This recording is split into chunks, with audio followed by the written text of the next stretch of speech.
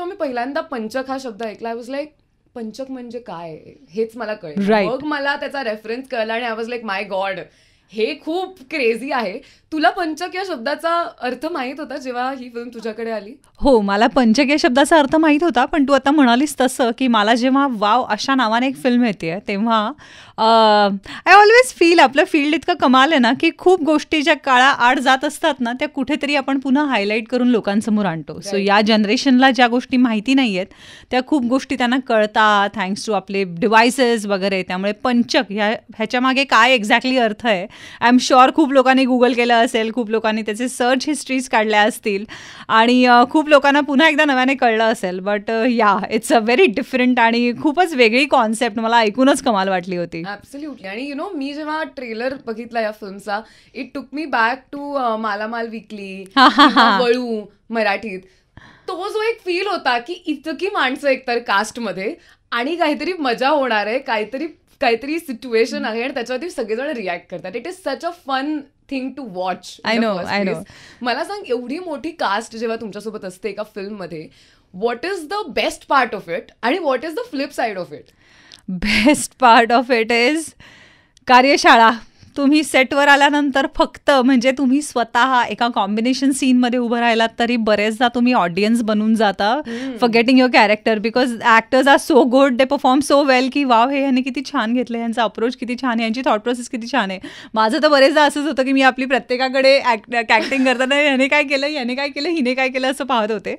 So it was a fun part of it. And the worst part of it is because they are so senior, because they have got such an amazing experience. तुमच्या सेटवर एक खूप strict monitor लागतो, नाहीतर काही काम होऊ शकत नाही. त्यांना आवरायला आणि त्यांना सांगायला. My God, this was a new part. आम्हाला असं वाटलेलं की ते असतील ते मॉनिटर. ना जेवढे सिनियर ऍक्टर जास्त एकत्र येतात तेवढे ते जास्त व्रात मागच्या बाकावरचे विद्यार्थी बनतात. हे छान आहे आणि हे साधारण थोडंसं दिसतंय, पण जेवढी झलक आम्ही या फिल्मची बघितलेली आहे. मला सांग, डू यू लाईक अशा फिल्म्स ज्याच्यामध्ये भरपूर कास्ट असते आणि रॅन्डम वेगवेगळे कॅरेक्टर्स असतात आणि everybody has their own track going on?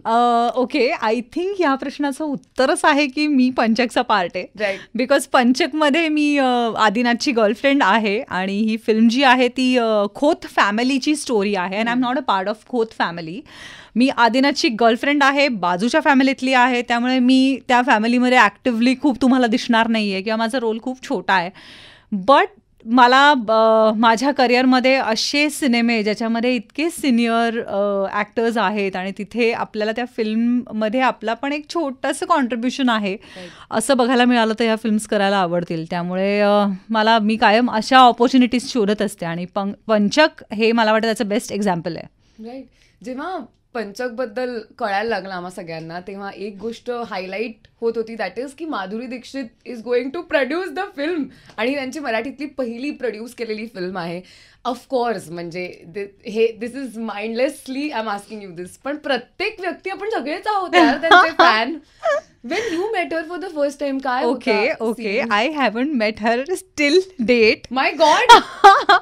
Unfortunately, त्यांचे डेज आणि माझे डेज मॅच नाही झालेत and I'm like, oh God, when that day is gonna come and arise in my life. म्हणजे मी वेट करतेय. So I am just hoping आता आमच्या प्रीमियरला माझी भेट होईल फायनली. मी आता म्हणजे देवाकडे प्रार्थना वगैरे करणार आहे मी, because I really want you to meet her. Oh God, please. It is going to be crazy.